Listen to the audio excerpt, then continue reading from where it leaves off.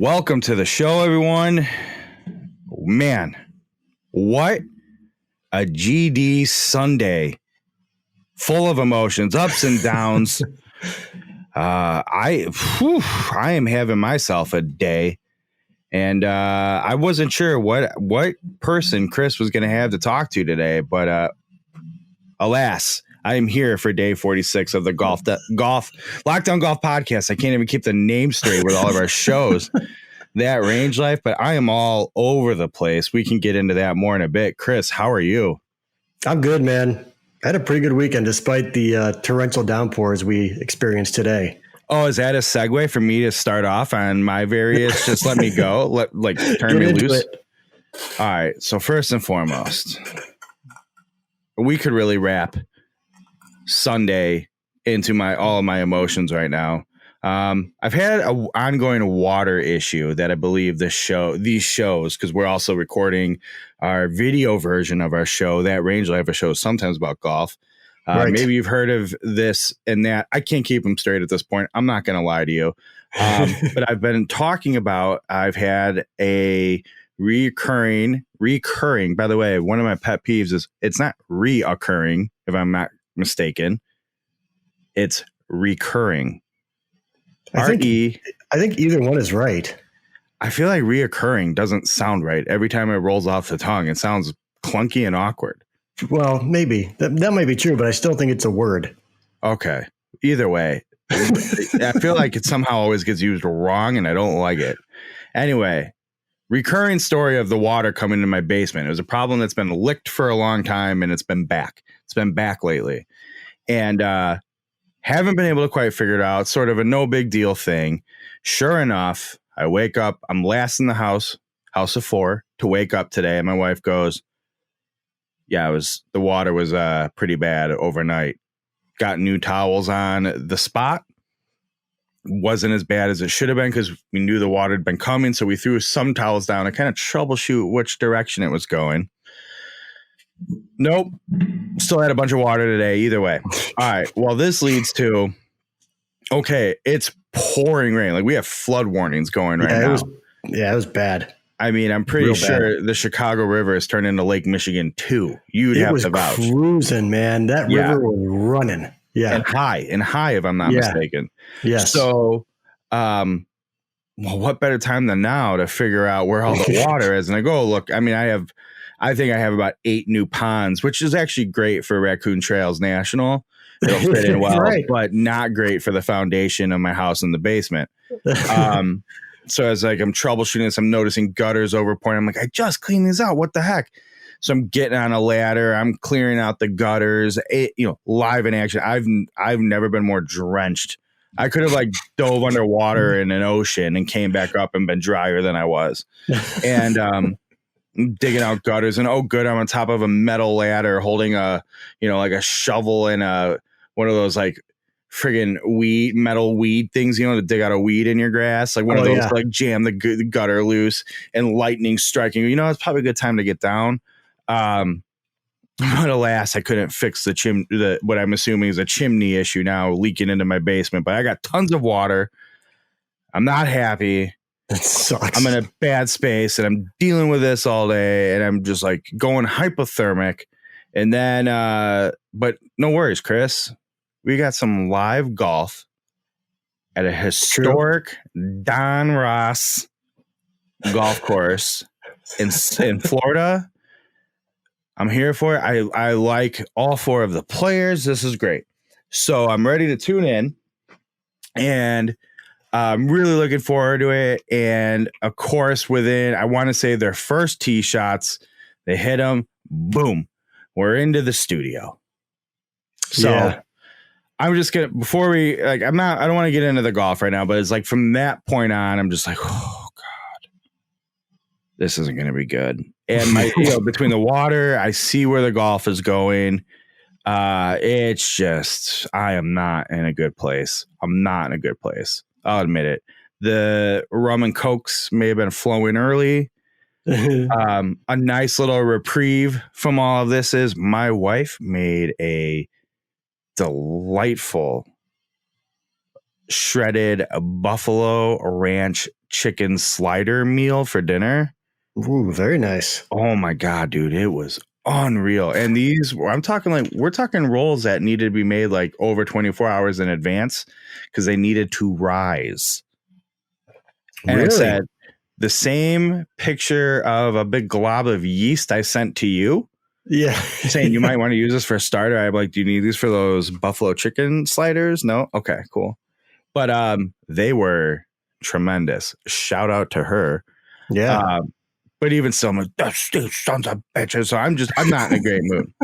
And of course, as always, I'm worried about carrying it into our recording this evening because who needs that? But I got to tell you, man, we did it. We hit The Last Dance episodes 9 and 10, and I'm ready to run. They did not disappoint. Not that is at for all. Sure. I'm ready to run through a brick wall. I have so many thoughts and emotions. I gotta drink some water. It's getting me so worked up. Did you? Let's start at the end, and we'll work into 9 and 10. But at the end of the 10th episode, you know the song that they closed with. Oh, you obviously didn't see my tweet reply to you yet. Oh no, I haven't. So Chris McEwen on Twitter tweeted, "Oh, this is one of my favorite Pearl Jam songs." It's probably number 2. Whatever. Of my favorite Pearl Jam And I go, song. as soon as I heard it, I went, "Oh no, we're never going to hear the end of this. We're never going to hear the end of this." Nope. No, you're not. And that's why I got the PJ hat on for those on video. I got the Pearl Jam hat. I got the Bulls 23 jersey going. The jerseys. I like the hat actually a lot too. I just don't say PJ on our show. All right, it's family show. But you will see in this tweet when you see it later. I did reply. Side note. I heard not a radio edit or the beginning cut off or anything cut out of it. Even flow on the radio in the garage yesterday. And just a quick reminder, still a banger. Oh, still a banger. Goodness, yeah. The growl at the beginning. Yeah. Like 10 out of 10 times you go, that's a cheesy move. But Eddie Vedder on 11th out of 10 times. Right. Awesome. Yeah. So good. Yep. Yeah, I did see that. And I went, oh, no, this is not good. As soon as the first note, I'm like, you got to be kidding me. That's the first thing I said to my wife. Like, this is perfect. It's such a great song, too. Such a great song. Dude, Pearl Jam's a solid band. What do you expect? Do you think they're going to put trash on it? Yeah. Well, I mean, they'd been going with hip hop mostly. I think they had maybe one Beastie Boys song, which is still hip hop probably, but still hip hop. Probably. They close it out. That's an interesting statement, huh? Still hip hop. Probably. You could call them. We're gonna get off topic. I say, you know what? Let's not even do it because I think people hate us enough for our music talk as it is. Like, who are we? Fair enough. That's fine. Can we agree though? Aside from maybe the HBO 24/7 series about the NHL Winter Classics before they lost the rights to it, this may be the best soundtrack in a sports documentary ever. I would say yes, it is. Go watch those NHL 24/7s on HBO though, and you might go, wait, touche. Those were good too. No, I did watch those. Those were fantastic. But I think this one was, real strong. And I'm not just saying that because there was a Pearl Jam song on there. But it was really good. The whole time you're watching, you're just like, I've been meaning to. I'm sure it exists. I'm sure someone put together a Spotify playlist of the soundtrack. I have to go find that. Shout out my shoe collecting mentor, Ron Twazon. He definitely has it out there. Maybe I can get him to share it with you. Sweet. He's by the way a total dude. This guy has a bit he does at all weddings, and you think like it get old. He lands it every time. He goes up to the DJ. It's like, what do I got to do to get the mic from you? He's like, well, wedding, you're not allowed to. He goes, give me the mic. Gets the mic. And always does bust a move and finds some girl who's had too many sodas at the wedding to do the girl vocal part, and he wears it, lands it. It is awesome. Ron Twazon, my guy. But yeah, he's weeks ago, he's like, yeah, I'm putting that Spotify list together for sure. Yeah, for sure. But I don't even know. There's so much to get into. All the security guard Gus stuff. I'm like, yeah, of course. Gus is like, it's like that's all. He gave me the ball. That's all right. I'm like, damn straight. That's all right, Gus. Right. It is all right. I know, man. That's all right. And it's then like, I saw Rachel Nichols, Sports Center great. Rachel Nichols tweet after I saw her tweet after I'm sure it was live after the show. She tweeted, it came out later that don't worry, that son of a bitch asshole Michael Jordan that nobody likes paid all of Gus's medical bills, of course. And I'm sure someone's like, well, of course he would. Michael Jordan, all the money. I'm like, you son of a bitch, shut up. Right. The guy can't win no matter what, right? Either they say like, oh, you didn't do, of course he did, and he's Michael Jordan, but of course he did, he's Michael Jordan. I am notorious for being like, as soon as I find out someone's an asshole, no matter how great or whatever, I'm like, I'm done with them. Oh, Mike Jordan, I feel like I let him off of the hook. It's like he can do no wrong in my eye. I know, it's tough. As long as someone's like, yeah, but what about how he's... Well, his kids don't say he was a bad dad, but like, oh, he wasn't a good husband. Oh, he's mean to this guy. I'm like, yeah, but it's Mike Jordan. It's okay if it's him. Like, no, it's not. Like, I know I hear what you're saying, and you're logically correct. Right. It's Mike Jordan, though. Right. Anyway, so I mean, I don't know. I think Phil with the whole burning the notes at the end, of course. God. When the one time you actually hear him like chewing the team out about that was great. Yeah. I mean, it was just Steve Kerr stuff, man. The Steve Kerr stuff was fantastic too. You beat me to it. Steve, I'm not I'm gonna ruffle some feathers, but I'd like someone to tell me I'm wrong. I think we went down this road in the very beginning. Steve Kerr he had 3 titles with the Bulls, 3 with the Spurs, right? Yeah. So he's got 6 in his back pocket, and then he's got how many 2 with the Warriors, right? I like that I'm saying got instead of have. That's very Chicago. I mean, hey, how you doing? Hey, from the Orland Park. It's because you were watching the L series, the Jeffrey Bear L series. I wasn't going to bring that up till next episode, but shout out Jeffrey Bear L series. It was my kids, my 3-year-old and my 7-year-old were in.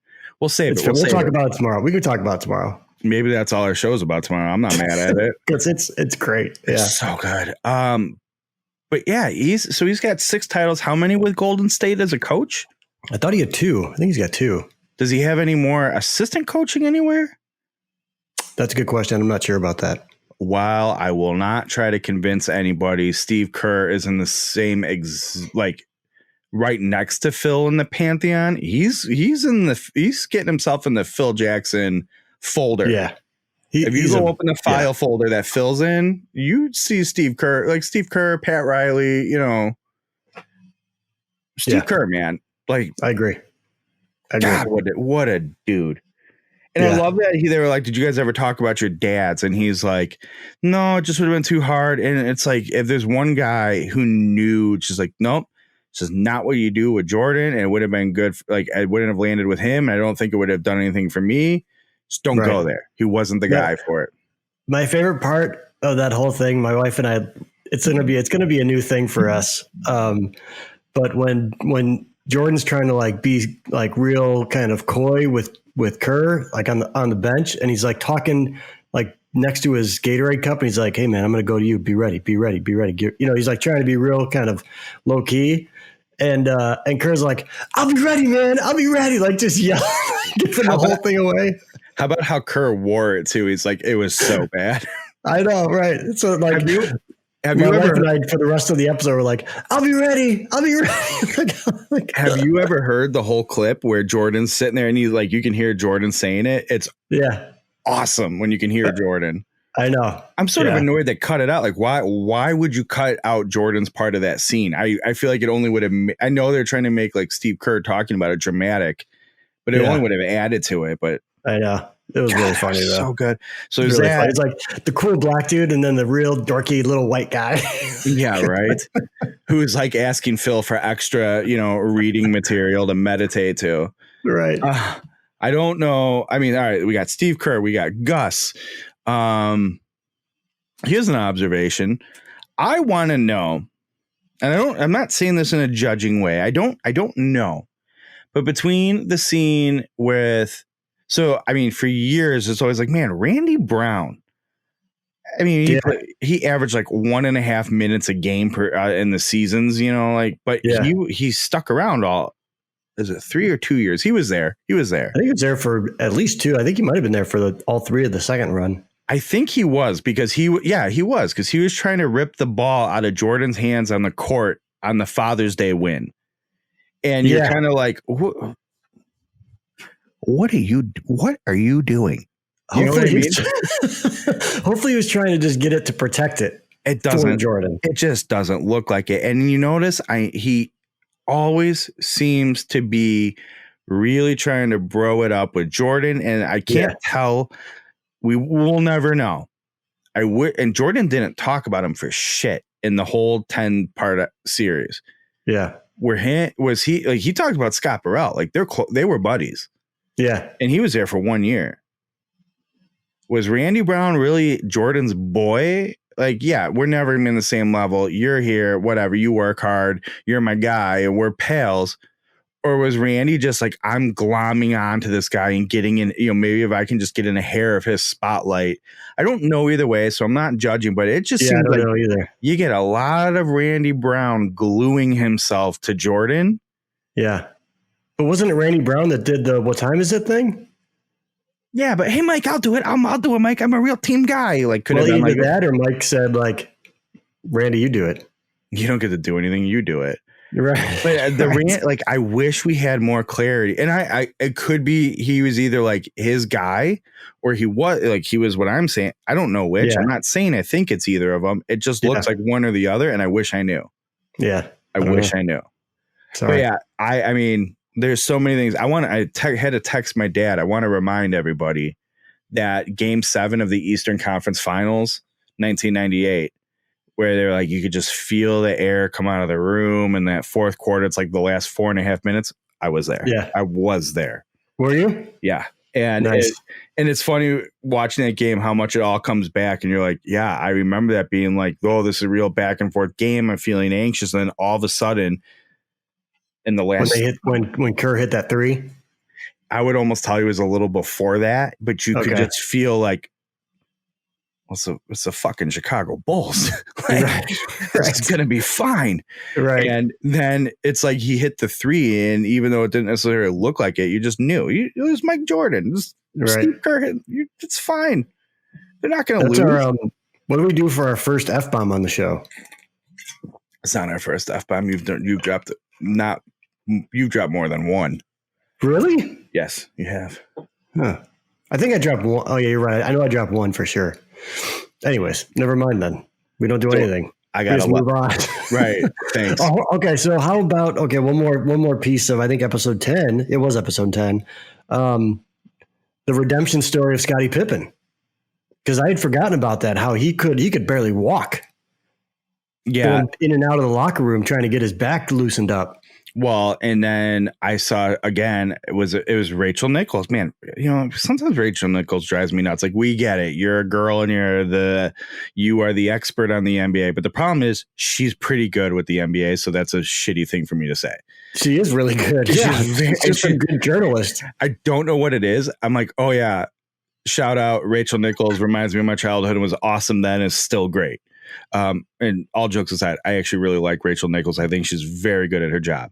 But she said, it's funny if you think about how much pain he was in at that point and what he was dealing with. Imagine if he got his surgery earlier in the summer, like Jordan wanted. Yeah, that's 38 more games of wear and tear that would have been on that back.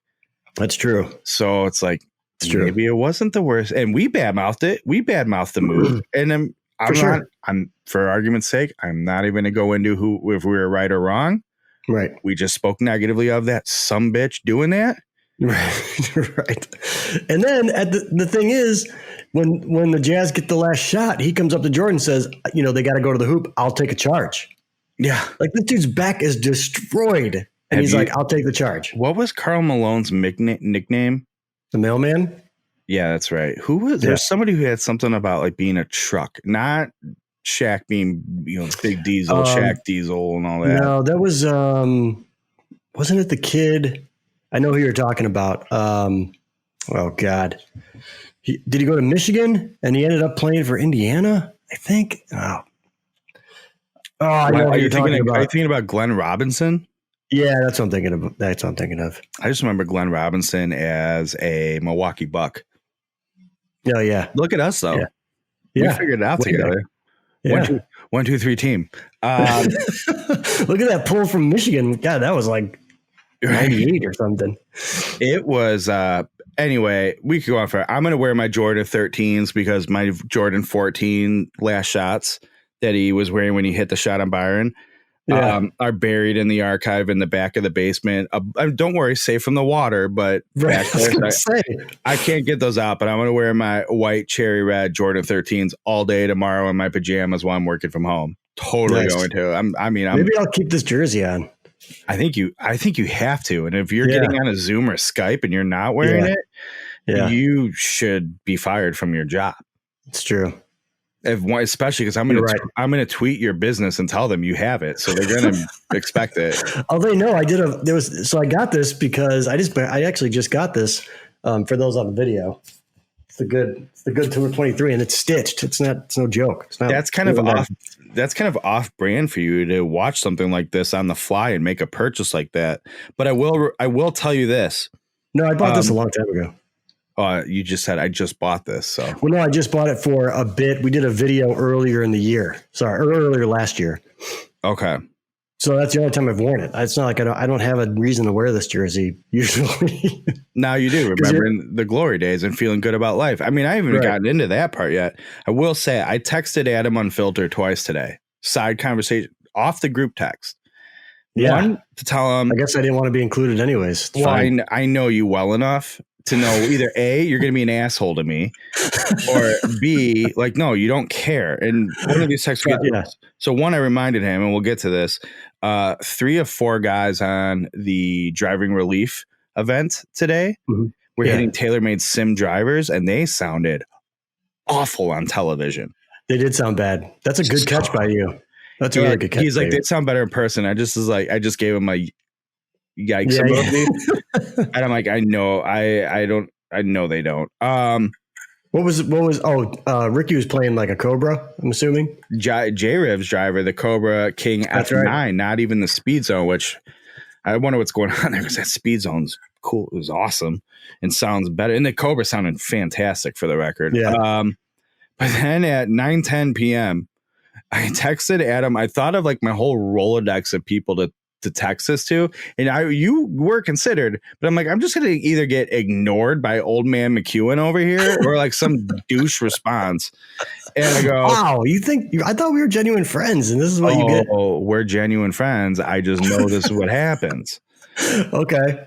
I go, especially you don't talk to you during the Last Dance. I learned that over the last 5 weeks. Last Dance, you watch the Last Dance. It's true.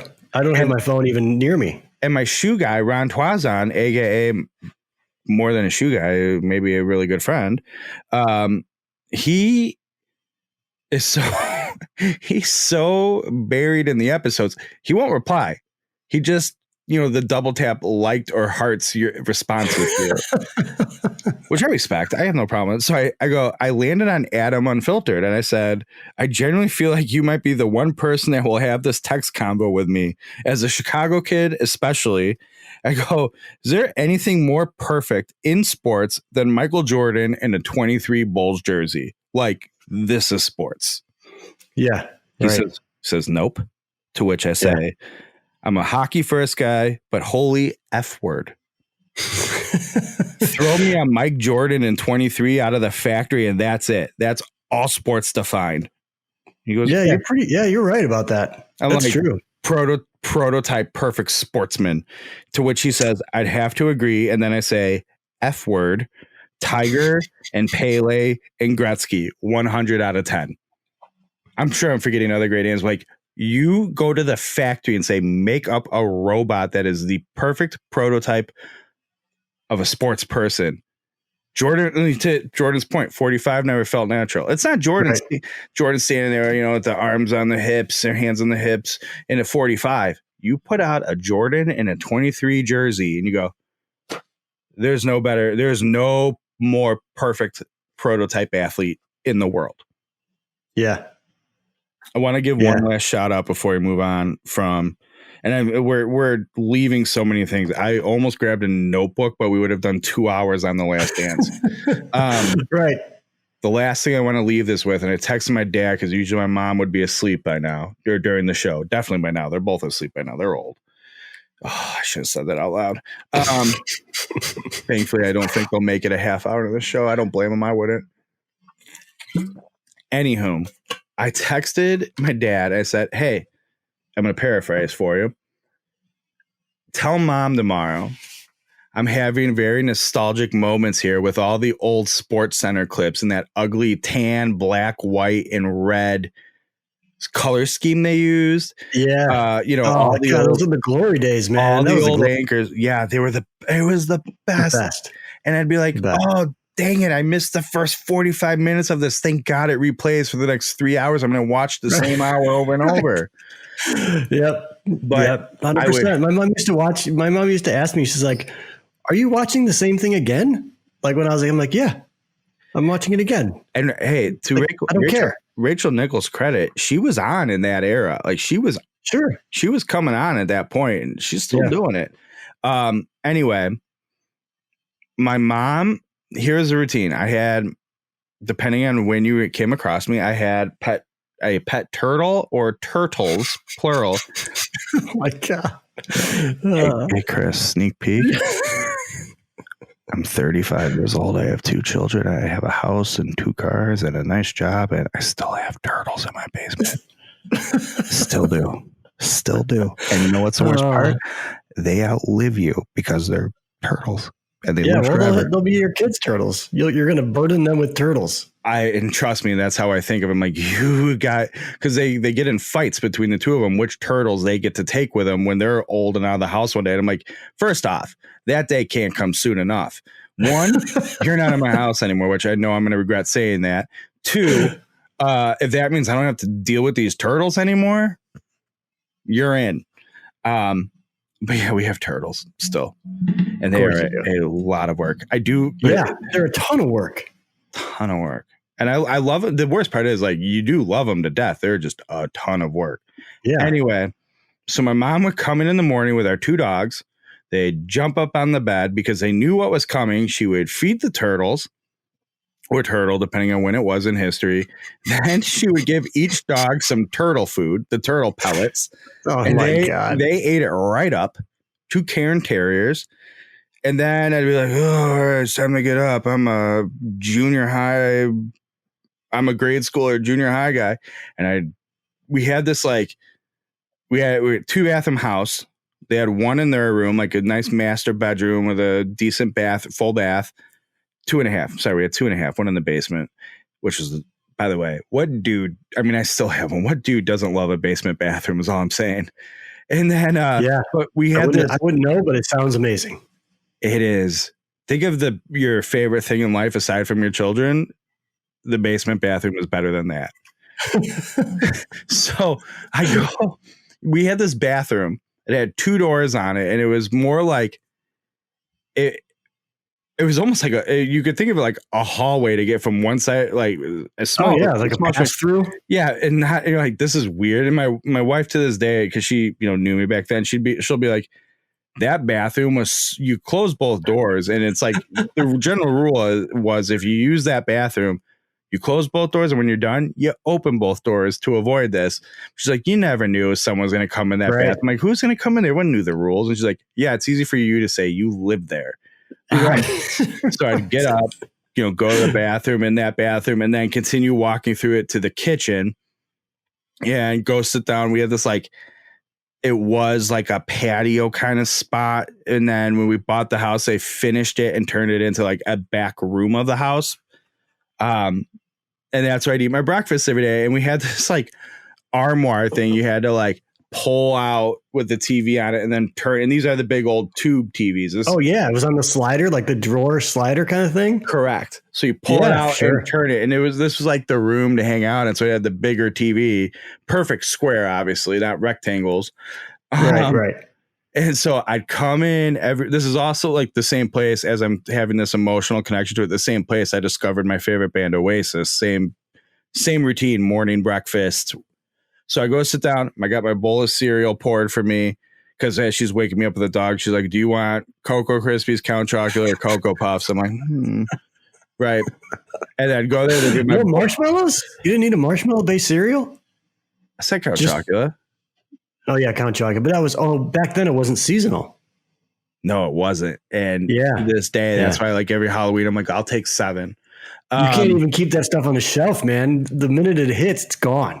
Yeah, and then you're left with Frankenberry. I was just gonna say Frankenberry, and you're like, this is disgusting. It's garbage. I would just throw regular marshmallows in what is it? Cap'n Crunch berries, which will just shred your mouth and like give you tetanus. Right. So I'd go sit down though. There'd be my bowl of cereal waiting for me. The TV already turned out with Sports Center on and those gold, red, black graphics. And I'm like, oh my God, watching The Last Dance just bring me back and be like, my mom really did love me as a kid. And God damn it, she did. She did. All right. So I feel like we've shared quite we're 34 minutes into this and we've only talked The Last Dance. So that was my emotional salvage of this. The water strangely didn't make me mad. Once I figured out where it's coming from, whether it might cost some money, good thing I got a friend with no mortgage. I'll just hit him up and beg, yo, I got some money. That was a low blow. Maybe it was this talking, but I just felt like it was relevant to bring that up. Just kidding. May take some money to fix. We'll figure out. We got some options. That said, what really put me in the bad mood was TaylorMade's Driving Relief event on TV. Yeah. I was so excited to have live golf back. I know. I wanted to like it so much. And I feel like the cool thing to do is not to like it. Let's ease into it. Let's ease into it because okay. As soon as I was watching Golf Central pregame on Golf Channel, and it's the usual whatever, and there's mistake number 1, yeah. It wasn't even that bad. It's like because I knew what it was going to end in, and it was okay. Even you had Brandel and Caro, whatever her name is, driving me nuts in the studio. She's actually not too bad at her job. Robson or something like that. Yeah, I don't know. She's pretty good. I don't mean to be negative toward her, but I'm like, okay, here it's anticipation. We're gonna do this. I can't wait. I've been dying for this Seminole, man. Don Ross Classic. This is the best. And then they hit their tee shots. Well, they do this really awkward head of whatever. I think it was the pro from Seminole flipping the ball marker, the coin, and they're all social distance. You're like, okay, CDC, I get it. Okay, fine. It's cheesy, but I don't know what else they're supposed to do. It's fine. And that's great. They all hit their tee shots. I'm like, yes, let's go. I'm pumped. And then they hit their tee shots and immediately go into the CEO of, I don't even know what. I don't care. Right. Like, all right, whatever. This is what golf broadcasts do. It's fair. This is costing someone a lot of money, so they're entitled. I'm okay with it. It was probably the CEO of TaylorMade. That's who it was. No. He phoned in. It was like I want to say it was did he? It was one of the charities. It was fine. They have you got beginning of the show. Hit me with all this stuff in the beginning. I get it. Then they go to some COVID commercial. Like, okay, we're in commercials immediately. I'm like, you know what's going to happen here? We don't have a whole field to cut to. They're going to have to walk to every shot, which means commercial / advertisement city. And look, I know it's been a long drought of live golf. We got to pay the bills. I support it, but it's also the first broadcast back. Make it palatable. If this keeps up the whole time, I'm okay with it up front. If this keeps up the whole time, I want to hear Rory telling Ricky he's an idiot. Ricky being like, oh, well, we'll wait and see. Ricky telling Matt Wolff if he wants to be a successful PGA pro, he needs to start pulling some weight around these parts. Just whatever. Right. Not commercial. So I'm like, okay, it's fine. And to their credit, Well, then they come back from the first like 2 ads and whatever to, I don't even remember who they had in the studio. I think Azinger was in the studio. Yeah. It's just like, if you cut to 2 old guys who used to be really good at golf talking in a studio one more time, I'm going to run my head through a brick wall. Like, oh, that sounds positive. I'm going to punch myself in the face. I don't care what either of these guys or any of these 3 have to say about any of this. I'd rather see the 4 of them just walking up the fairways, carrying their bags, not talking. So we get through all of that. Then Bill Murray comes on.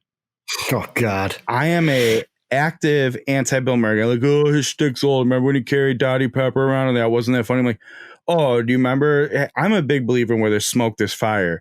Where his ex-wife is like, oh, no, he was abusive, did drugs, was a terrible dad. And, oh, but he goes to his son's like college basketball stuff. He's a great dad. I'm like, oh, I'm sure he's awesome. Bill Murray is a piece of trash. I don't care if that's an unpopular opinion. It is, but okay. Okay, keep going. Get him off. We've gone through that. Yeah. Get him off my TV. He wasn't funny in the Zoom thing. Oh, I don't know how to Zoom. Oh, like, it's not funny. Just stop. And I was happy to see plenty of Twitter agreed with that. Well, it wasn't even like it could have been anybody. It just fell flat anyways because you could barely hear him. Tirico kept trying to talk over him, or I don't know. Tirico is not good on Zoom. No, like it was kind of a mess. The whole thing was just kind of a mess. So no matter who it was, I don't agree with that. It wasn't good. I think. And then, I mean, I know that you were even angrier that it was Bill Murray, but like, it didn't get much better. The guests didn't get much better as the show went on. Dude, we just lost internet on my end for like 15 seconds, but I felt like you kept talking because when it came back, you were finishing something. Yeah, we're good. So we're gonna leave this in here. Yeah, and it's real jumpy right now. It's stormy. That's fine. Yeah, I'll just finish the show. Is it stormy right now? It might be by you. God damn it! They calmed down by me. Someone get the sump pump I don't have in my house. And technically don't even need one. Anyway, yeah. At any rate, the Bill Murray bit is like, and even that I feel like is such the golf's aging thing. You ask me what 22-year-old kid gives one shit about Bill Murray in golf. Like, okay, it's again a bunch of the old folk. Oh, look at our little fun crowd. Bill Murray is so zany. Just can we move on in life, please? Like you could talk about, here's what kills me. You could talk to a 25-year-old kid and be like, have you ever seen Ghostbusters? And they're like, oh yeah, the, what's the girl's name from Bridesmaids? Melissa McCarthy, the Melissa McCarthy movie. It wasn't very good. And you're like, you don't know those movies. And nor should you. I'm fine with that. Like well, you should, but I won't hold it against you if you don't. Yeah. I can't, that's an upbringing thing. I can't help it. So I get where Bill now. Okay. Oh yeah. The guy from Caddyshack. Yeah. They get it, but we got to stop with the Bill Murray. Well, okay, fine. We get past him. Credit my guy, Tommy just decided today Drive Range Heroes at Range Heroes on Twitter was live tweeting this thing. It was all over it.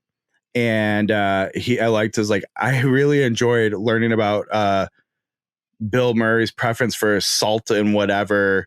Yeah. Salt and pepper Costco. Like, yeah, this is the content I'm here for. Yeah, but see, the golf broadcast. So all the complaints I have about this golf broadcast, I've had about every other golf broadcast with this, which is basically I think the no laying up guys, whoever runs that account got it right. Like they had everything set up for them to do something really cool today. And they just, like you like to say, golf got in their own way.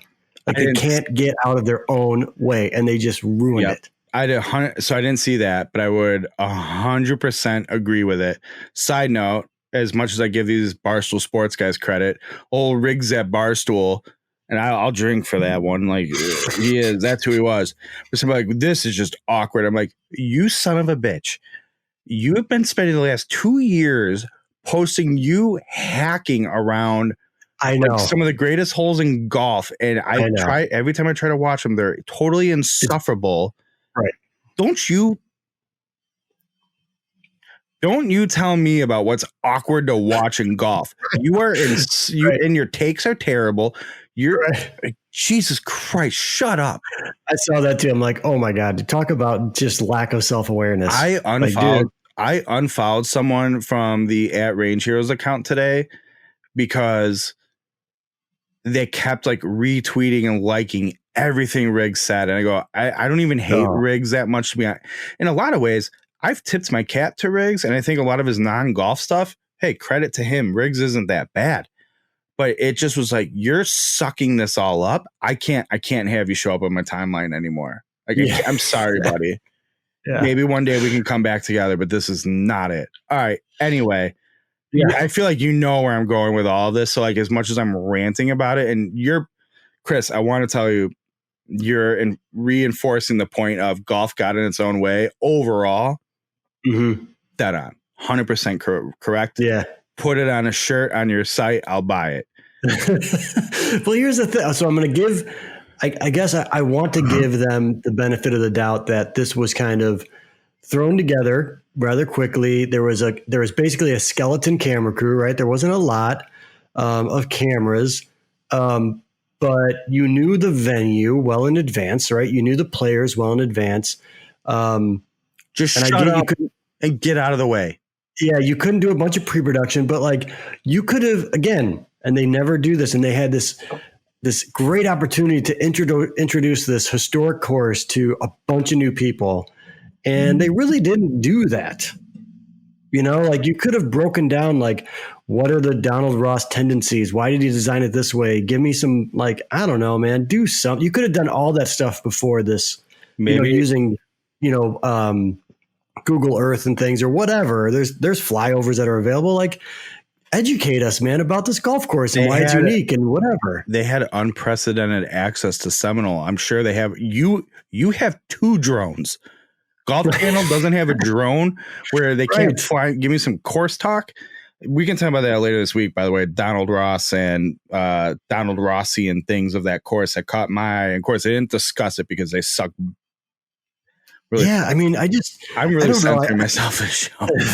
I just think that I don't know. I guess if you wanted a really easy job where you didn't have to try that hard, I think a Golf Channel production would be great.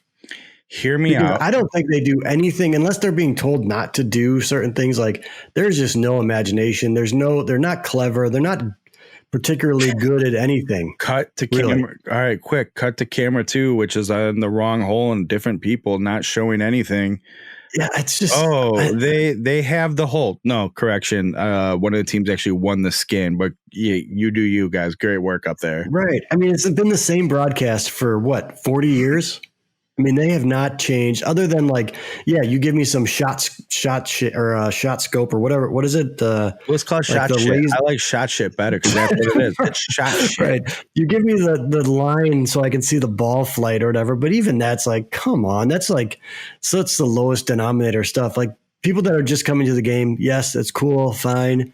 But then we kind of remind me to come back to the shot tracer stuff. Don't forget. Okay. In this episode or this week? This episode. Okay, fine. All right. So I thought overall it was a low bar, right? We all just wanted to watch golf, and I still think they kind of screwed it up. All they had to do was put an earpiece in those kids' ears because they're kids. Put an earpiece in their ears. Maybe talk to them, like interview them while they're walking. You didn't even need the guy doing the awkward, like, here's a shotgun mic. We're 6 feet away. Like, just have them walk down the fairway. Let Tarico talk in their ear. Tarico's not bad inherently. He's been in this game a long time. Tarico, he knows what he's doing. They have earpieces. Well, as we say this. So then today, as the one that caught everyone's attention was Rory's jab at Matt Wolff about, I've won the FedEx Cup 2 times, and by my count, that is $25 million. Right. He's something about being like, you youngster or whatever.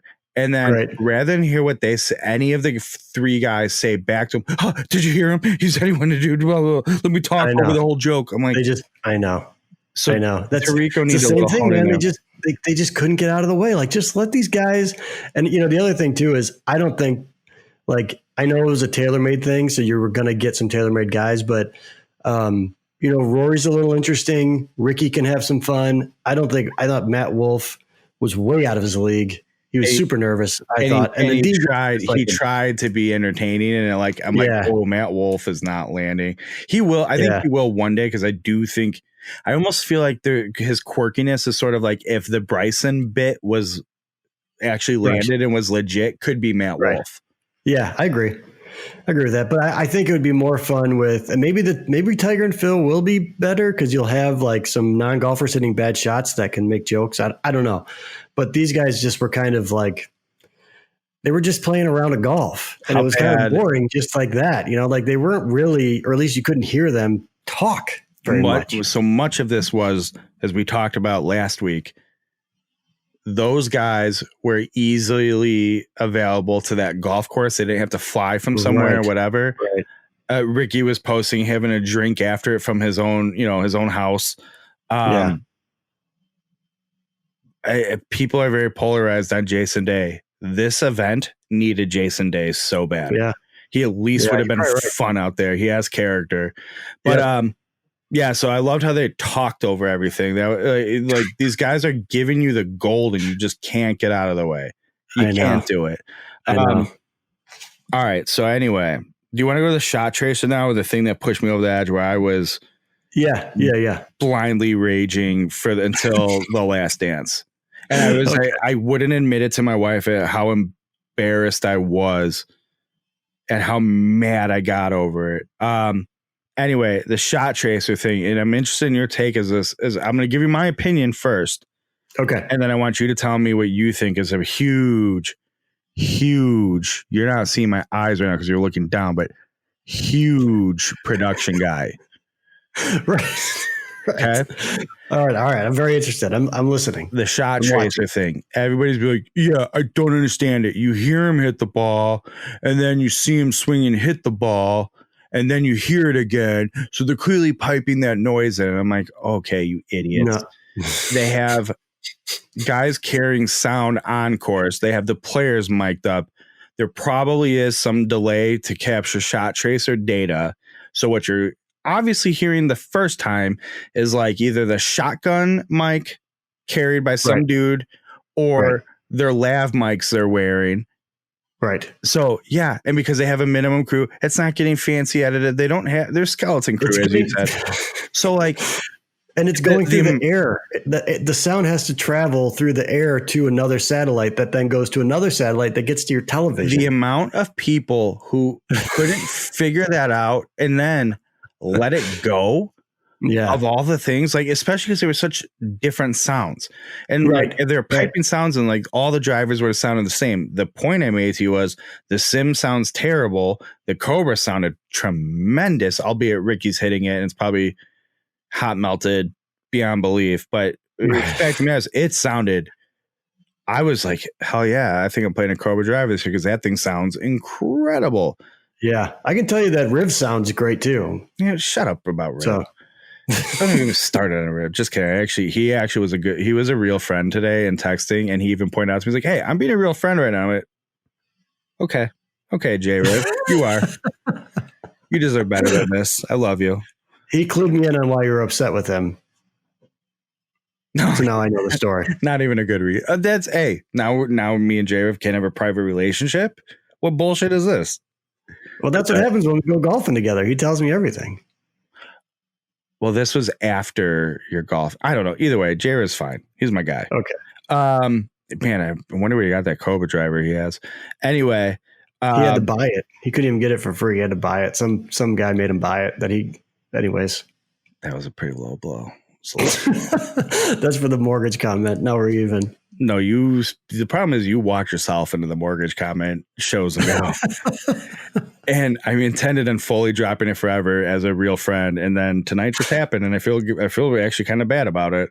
But you're my genuine friend and I'll make up for it. I promise. That's fine. So yeah, the shot, like I was like, of all the things to nitpick on, and yeah, that's a dumb thing to complain about. And I'm like, straight up.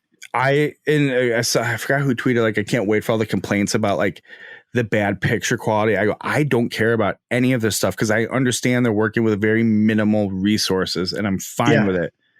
Yeah. And then after we get over the Bill Murray debacle, that wasn't funny. It didn't land. Hey, you're not a good human. That's fine. I mean, do the Googling. There's more than one story. And then what happens? We've been avoiding landmines on this show for quite a bit now. Yeah, but this is a bad decision. This is golf not being able to get out of its own way. Regardless of whatever political spectrum you're on, this is a bad decision. Horrible. Yeah. The current designated leader of the United States of America was phoned in. Right. I made it 3 seconds. I turned on NASCAR. And I'm in your boat of like, well, because it was a live sport. And NASCAR might not necessarily align with my cultural beliefs in itself as much as it's trying to. But I'm like, it's live. There was some buzz. And I'm not going to lie to you, man. It was awesome. NASCAR was sweet. I loved it. Really? Yeah. I'm to the point where I'm like, I wish I didn't watch the golf and I just watched the whole NASCAR race. But then I'm reading on Twitter because I'm basically trying to be like, is it over yet? So I can go back to watching golf and not hear, because I just know how he talks. And sure enough, they're like, how is he turning golf questions into things about the economy and whether it was true or not or whatever? I don't care. But I'm like, the last thing, and you could have brought Barack Obama in, you could have brought any of them in. Right, it doesn't matter. I don't want any politician on my television during a sporting event. Damn it. Watch sports. Not a goddamn one. And then I firmly believe this, and this, judge me if you will, I firmly believe part of the deal, which Florida's already been open. This isn't like a big deal. They were allowed to play golf. I firmly believe somehow the result of them being allowed to do this event was he got to call in. Don't know how. Don't know what that means. He's pals with Jay Monahan too, right? Remember when he was doing the whole should we reopen sports? He's pals with all of them. Yeah, he was like, but he had a direct line with Monahan or something. I don't know. Whatever. It doesn't matter. The whole thing was just there was no. And he was on for like a half an hour. Yeah. And this is my first reaction to it was, I missed seeing holes at Seminole. Right. Because I couldn't handle it. And this is, again, to your point, it's not a political alignment thing. I don't want this shit. I just wanted to be like, hey, normalcy, some bros. Because those guys, to your criticism, Matt Wolf, he was nervous to belong. He's still a bro. All those guys are bros. Just happy to be out. Hey, these are like, you're telling me a night out at the bars with those guys isn't awesome? Just like 4 dudes. Oh, maybe, for sure. Probably, maybe not the bars. Maybe like a cool backyard barbecue. Well, Deep might want to do a bunch of blow, but the other 3 are probably pretty fun. Allegedly. I didn't say that. It's ChrisMcEwen.com at Chris McEwen on social medias. But the whole, like, it just isn't needed. And it goes back to the point where I'm going to venture to guess the people, well, to be fair, the people, I mean, I see it on my own website. The people who spend money on golf are not the demographic who doesn't care. It is the people who are like, oh yeah, politics. Yeah. Tell me about this. Right. But I'm just like, holy shit. And it's funny because I wasn't furious about political beliefs and where I stand on anything. I was furious about like, you're going to insult me like this with this trash and putting politics and bringing, oh, but it's a president, one nation under, like, no, man. Four dudes. No, man. 4 dudes raising money apparently for a bunch of charity and playing Seminole Golf Club. That's what I tuned in for. Right. Have a nurse on. Have someone, that was the other thing I thought they kind of missed on, like it was this fundraiser, and they did ads where they're like, hey, we're all together, and they were ads where each guy zoomed into one medical professional. Like, isn't this organic and natural? Right.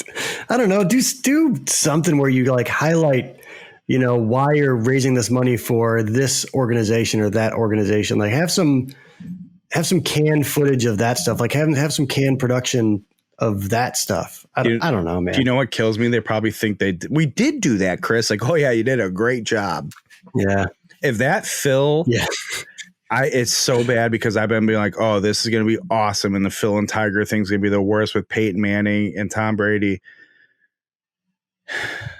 Are they going to be in carts though? Are they going to be in carts? I don't care. Because that could have fixed this. If they would have thrown them in carts, it could have helped. No, it wouldn't. There's no saving this. This was bad decision-making, period. Well, it was. That's true. If Phil and Tiger can't beat this, there's no hope for golf. No hope. And well, it'll be TNT, so at least maybe it'll be a different production team. I don't know who, like, here's the question. We don't know who's to blame. This was all like, I know TaylorMade was the title sponsor. It's their driving relief thing, and that's cool. Who's making the call on all this stuff? That's what I kind of want to know, but I also at the same time, I very much don't want to know, so I can still be everybody's friend. But someone has to be a better decision maker with the shit. Oh my God. The more I'm thinking about it, it was so bad. It was so bad. It wasn't good. It was not good. It was such a missed opportunity. They had such a great opportunity to do some really cool, different things because it was such a different idea. And just stop talking. Here's a guy, camera, follow 4 guys carrying their bags. And right away, the first time Ricky uses a rangefinder, everyone's like, oh, Ricky using a rangefinder. I'm like, this isn't even like, this is what we're considering mind blowing. And all you had to do, if that was such a hit, get 1 billion more of that. Just following these guys with a camera from behind as they're carrying their ugly stand bags. Right. And I love that DJ doesn't even know how to carry a bag was the funniest thing. DJ forgot to get his bag? Yeah, that was great. That was amazing. And then when he either went off to take a pee or get his designated snack out of his designated cooler, we had to get a whole explanation of that because they didn't know what he was doing. And the guys were like, DJ, we got one more. Right. Like, just give me that. Shut up, Tirico. Right. Shut up, Paul Azinger. Like this, Paul Azinger said this will be the biggest win of Rory's career if he wins this. Like, oh God, how many major champion? They gave some stat in the beginning of like how many combined PGA Tour wins and majors Rory and DJ had, and then how many like it was, a zillion majors and 2 zillion PGA Tour wins, and then Ricky and Matt Wolff combined for 6 PGA Tour wins. Right. And you're players, 5 other tournaments. But hey, good. We got Tirico here. Oh God, it was so bad. It was so bad. It was infuriating to me. Yeah, it was just disappointing in general. I really, really wanted to enjoy it. And I know a lot of people did. A lot of people were just happy that there was golf back on television. And that's, I'm glad that made you happy. I'm going to tell you this, though. A lot of singer to do a little research every once in a while. And not just say words to spill he's air. A rebel. He won the Ryder Cup for him when they were down and out. Remember that, Chris? It doesn't make him a good broadcaster in any way, shape, or form. The sad thing is he's been wildly better than a lot of the people that have been in recent because years. The golf broadcasts have such a low bar to them. It's ridiculous. Because they can't get out of their own way. Because they can't get out of their own way. Fucking golf. Twice. You're exactly right. They really can't. You've got all this momentum with like these new kind of different sort of brands and things that we've talked about this stuff and the opportunity to lead us out of this, to be the example. Yeah, you've got like Fowler and Wolf and I know. And they revert back to the old boring stale stuff. Just does no one any good.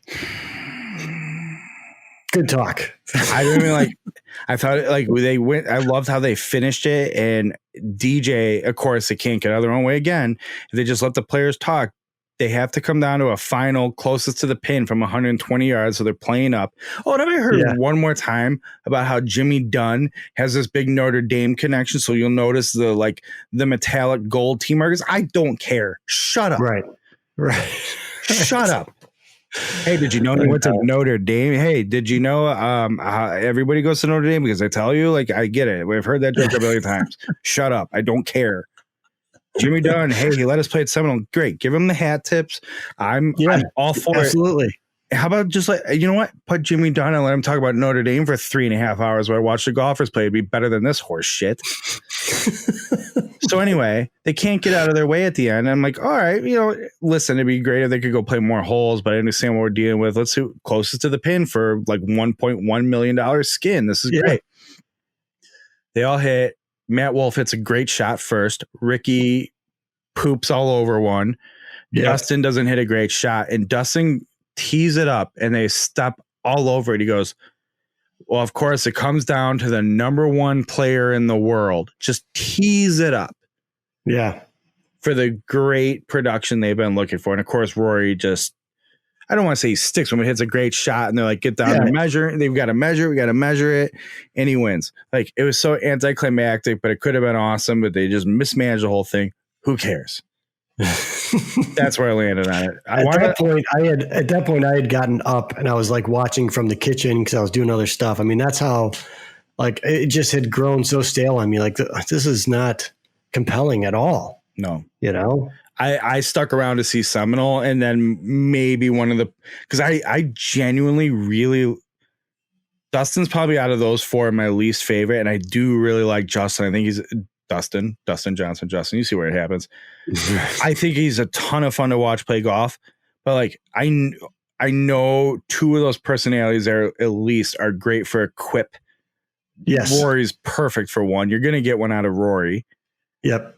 I'll watch it. Maybe they'll sneak one in and absorb all the Seminole stuff. Honestly, my favorite stuff about Seminole, because that course, the way they explain how there's only 4 holes between the two sand ridges and how Donald Ross routed it basically on these 2 ridges. Right. It's like Augusta. TV is only going to do it so much justice. It's true. Yeah. And so that was sort of a disappointment, but there's nothing you can do about that.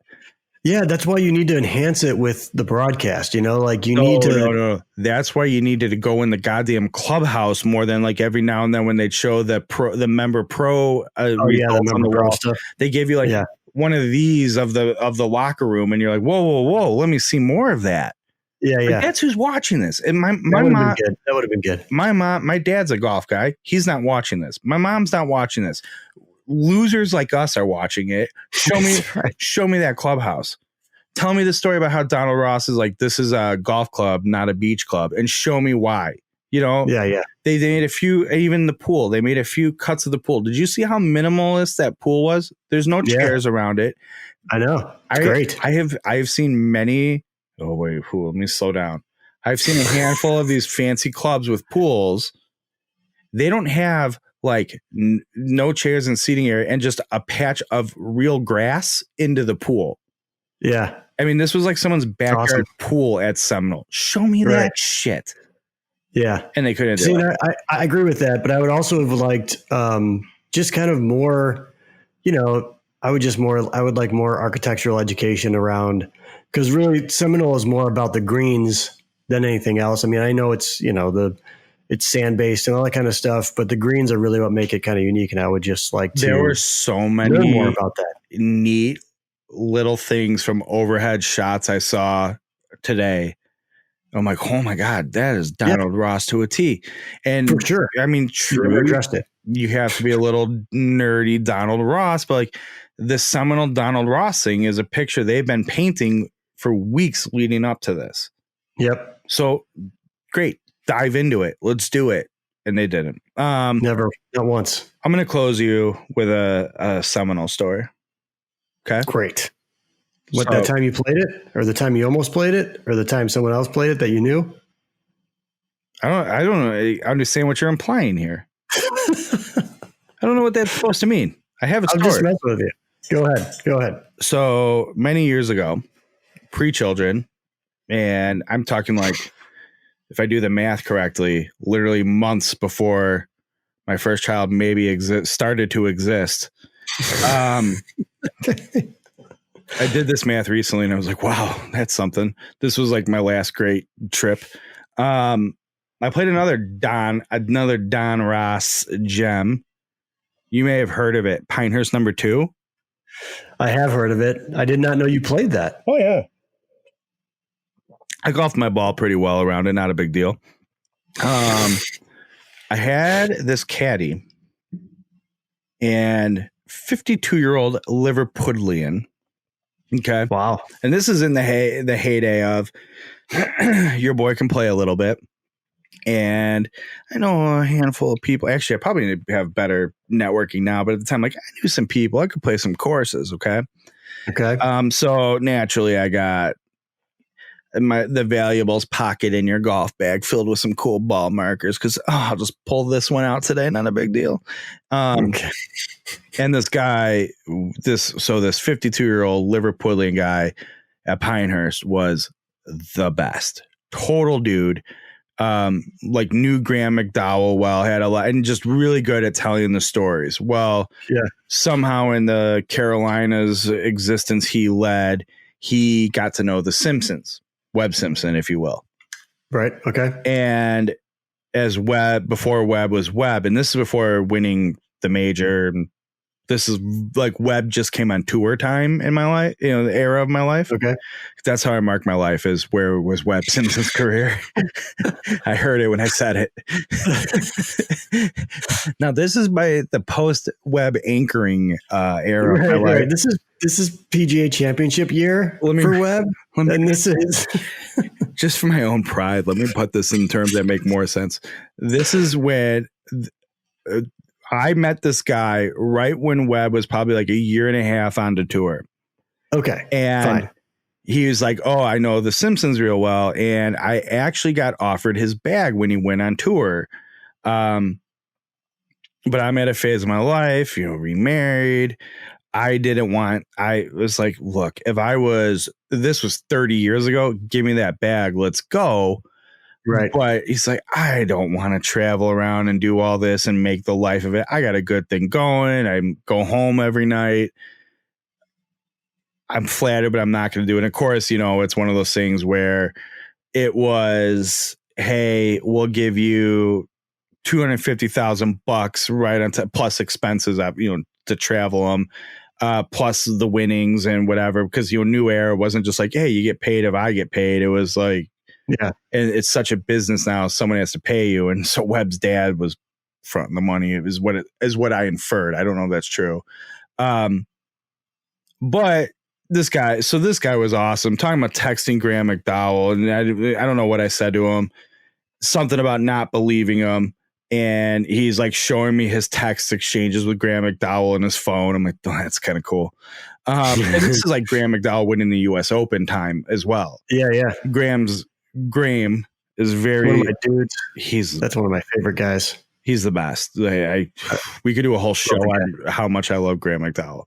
Yeah. I love that dude. Or if you want, let's do a special episode purely on when he basically won the Ryder Cup with Victor Dubuisson and mentored him through the whole thing, because Victor Dubuisson is nuts. Anyway, yeah. So this guy, I'm hitting off with his total dude. He says something about how he caddies at Seminole. And I was like, I've only recently started learning about something. Like, tell me more. And he basically teaches me the world of Seminole. And, of course, he's like, oh, there's Donald Ross's house right there. He lived in for years. And because that's a big thing at Pinehurst. And now they're raising money by, you can actually say, but Donald Ross lived on Pinehurst too for a while. And I'm like, oh, Donald, okay. That was probably one of my big welcome to the show architecture lessons and the names in the game. And he's just telling me about Seminole. And I was like, something tells me this is gonna be a lot harder for me to ever get out on than Medina 3, huh? And he goes, yeah. Yes. You'd be correct. When I give him all right, give me the ranking of Seminole, Chicago Golf Club, Augusta in Pine Valley. What's hardest to get on? I don't remember what he said. It doesn't matter. They're all to me, they're all one and the same. Yeah. Flip a coin and then make your odds even worse. That's any day of the week, any one of those courses. But so the big thing was at the end, he goes, hey, mark your ball with this. And he gives me a Seminole ball marker. And I'm like, well, my first reaction is like, you son of a bitch. Yeah, I know. Salt in the wound. And I'm like, hey, I got a bunch of I have like a couple of random Chicago area courses in here. I'll trade you for a Seminole marker. And he like reaches in, his bib, does one of these. He's like, here's a handful of Seminole markers. What do you got? And I gave him like, Medina, a handful of other ones that at least had like decent stories. And I'm like, that's not a fair trade. He goes, you think I don't have a ton of these? He's like, yeah, fair trade. Here's my card, hit me up. And I was like, not like get me on Seminole, hit me up. But I was like, right. That's pretty awesome. I might be able to argue that was like the big,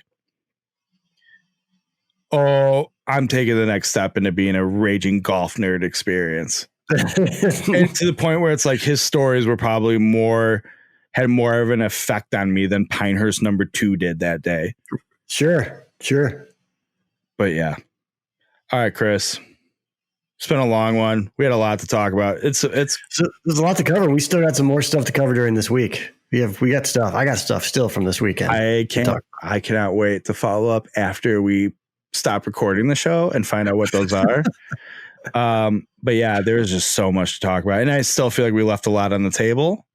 It's true. But I'm not going to lie to you. It's been 2.5 days since we've recorded a show. And I felt good getting back with you as always, bud. I agree, man.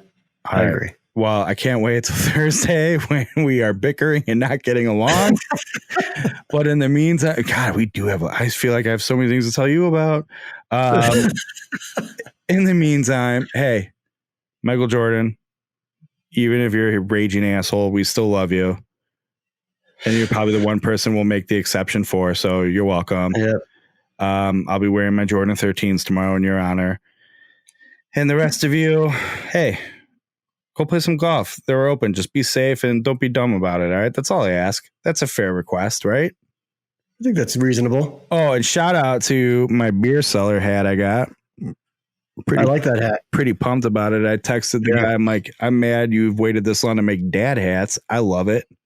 Yeah, it's a good one. And then the old Drive Range Heroes sample sweatshirt that got mutilated in the first wash.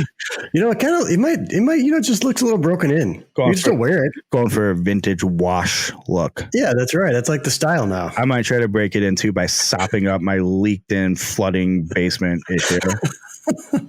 Anyway, it's been a pleasure, everybody. Hey, good to be back with you this week. We'll talk to you tomorrow.